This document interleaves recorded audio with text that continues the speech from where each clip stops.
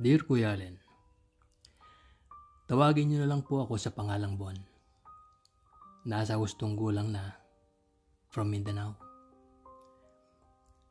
Nagsimula ang aking makamundong karanasan noong 2021. Sa totoo lang po, sa edad kong 25 years old, ay wala pa akong karanasan sa kapwa ko lalaki. Kahit na alam ko sa sarili ko na attracted din ako sa lalaki. Takot kasi ako at hindi mahilig gumala. Kaya siguro hindi ako makabingwit. Isa sa mga gusto ko ay yung mga men in uniform. Ewan ko Kuya Allen, pero natatakam ako kapag nakakakita ako ng mga MIU. Kahit sa Facebook. Kaya ang kadalasan kong ginagawa ay mag-add ng mga sundalo sa Facebook para maging friend ko. Pero hindi talaga maiwasan na nabablock ako pag nalaman nilang lalaki ako.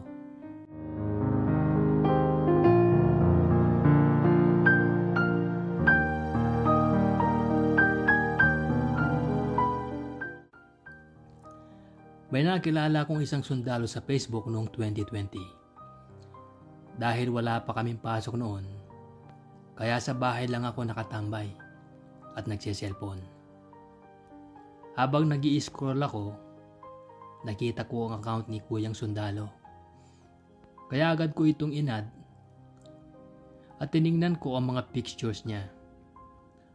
Obvious na obvious talaga sa kanya ang pagiging chick boy at medyo bad boy ang dating.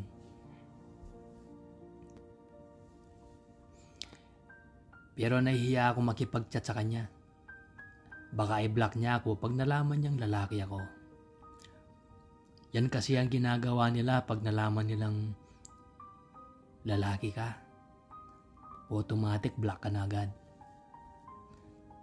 Kaya ang ginawa ko, gumawa ako ng dummy account para i-chat siya. Tumagal ng halos 2 linggo bago niya ako ni-replyan. Tuwang-tuwa ako noon. Agad na palitan ng kaba nang tinanong niya ako kung babae ba o lalaki ako. Nung una, nagalangan akong magpakilala dahil nga sa takot na baka i-block niya ako. Pero naisip ko din na mas importante pa rin na maging tapat tayo. Kaya inamin ko sa kanya na lalaki nga ako. At binigay ko din ang real Facebook account ko. Hindi ko in-expect na hindi man lang siya nagalit. Sa halip natawa lamang siya sa akin. Simula nun Kuya Allen, panay na ang palitan namin ng mensahe sa chat. Doon ko rin nalaman na kakabreak lang pala niya sa girlfriend niya. Dahil ilang beses daw siyang nahuli nito sa mga motel na may kasamang babae. Doon ko din nalaman na mas matanda pala siya sa akin ng 3 taon.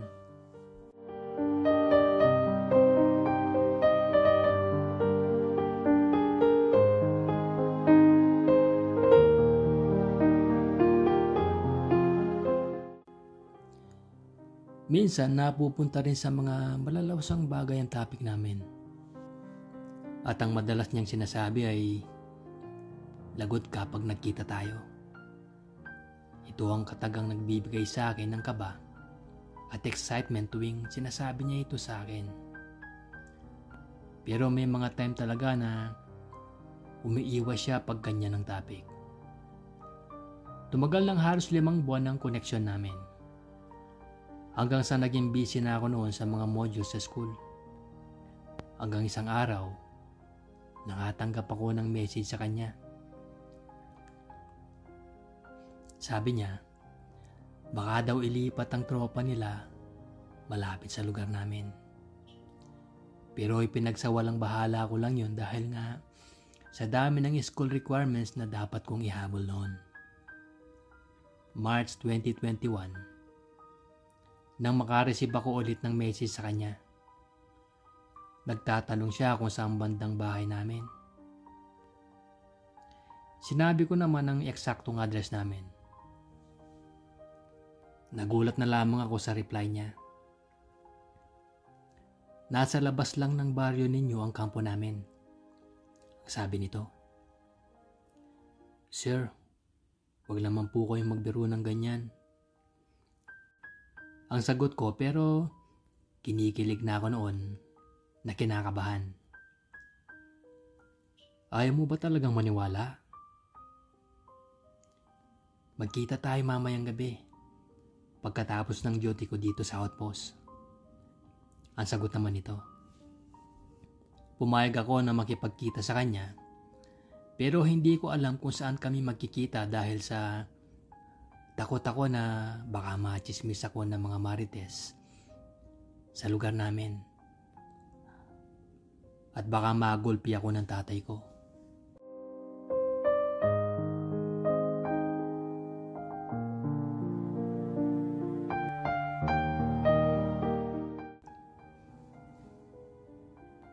Mabuti na lang naalala ko yung kubo na pinatayo ng barangay sa bawat purok sa lugar namin. Gawa yun sa tinadtad na pinagdikit-dikit na kawayan, pati ang trangkahan. Kaya hindi masyado makikita ang tao sa loob. Medyo malayo din yun sa mga kabahayan kaya tiyak akong walang makakakita sa amin doon. Mga 7 PM na nang mag-chat si sundalo sa akin. Nagtatanong siya kung saan kami magkikita. Agad ko namang binigay sa kanya ang eksaktong lokasyon. Nauna akong dumating sa aming tagpuan. Pero sa totoo lang, Kuya Allen, grabe ang kaba at excitement na nararamdaman ko ng time na yon.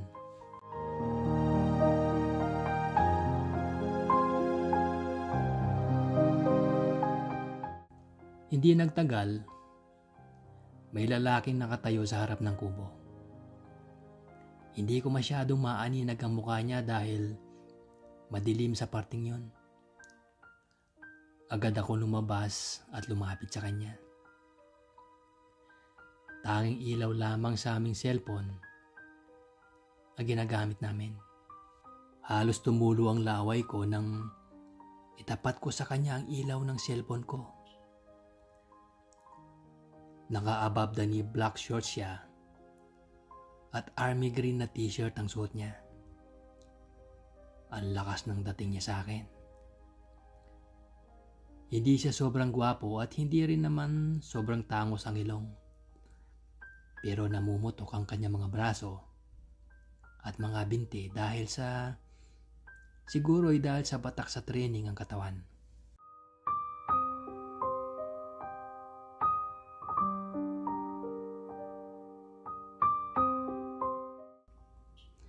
Pagpasok namin sa kubo, agad niyang pinatong ang kanyang sling bag sa pahabang lamesa sa gitna at saka siya umupo malapit sa akin. Hindi ko alam kung gaano kami katagal nag-usap ng mga gabing yon. Nung una ay maayos pa ang usapan namin. Puro biro ang mga pinagsasabi niya. Hanggang sa napunta sa alam mo na, ang topic namin. So ayun na nga, tinablan si Sir. Nahalata ako na panayhimas niya sa shorts niya. Kaya hindi na ako nagpatumpik-tumpik pa. Kahit kinakabahan, agad ko siyang tinanong kung pwede ba. Nung una ay parang ayaw niya o nagdadalawang isip siya. Pero dahil mapilit ako, napapayag ko din si Sir.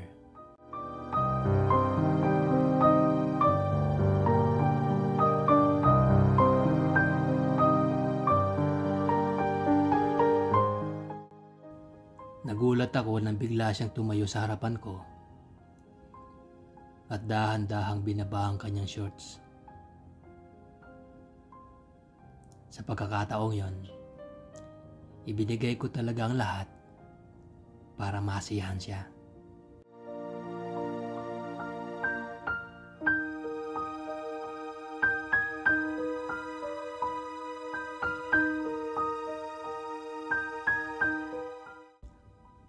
Gusto kong kumawala sa kanya noon at halos naiiyak na ako sa sobrang sakit.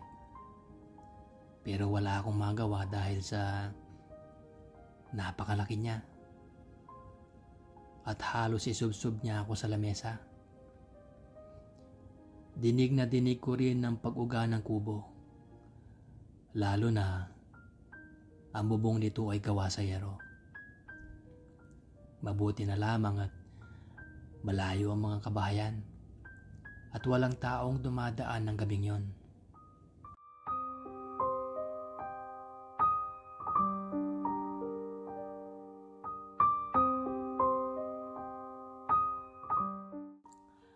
Halos tumagal ng 5 minuto yon at halos magdilim na ang paningin ko sa magkahalong sakit at hapdi. Kaya napapasigaw na ako. Sabay pilit na kumakawala ang katawan ko sa kanya. Wala na akong pake noon kung may makarinig sa amin dahil hindi ko na talaga kaya.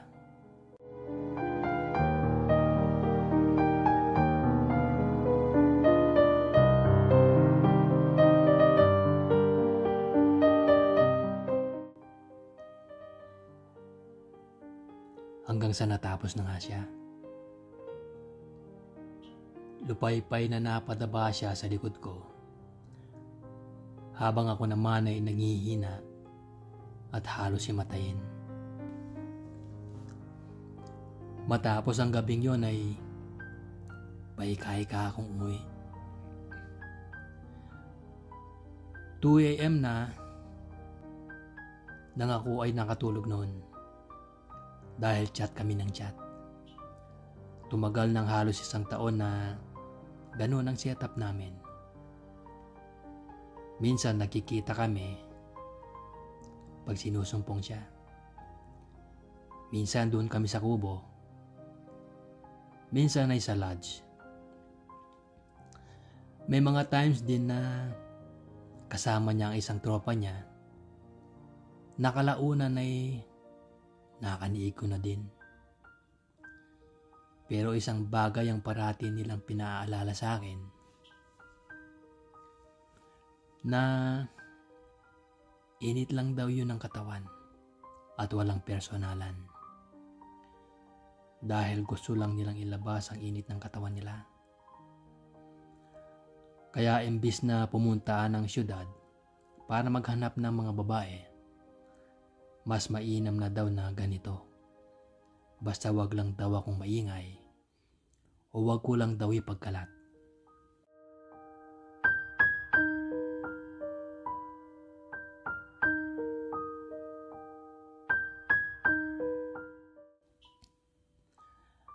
Matapos ang mahigit 1 taon na madestino sila sa lugar namin, nalipat sila sa Sulu.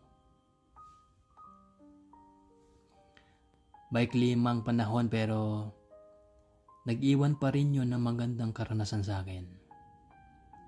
Bagay na hanggang ngayon ay hindi ko makalimutan. Hanggang dito na lang po ang kwento ko, Kuya Allen. Maraming salamat.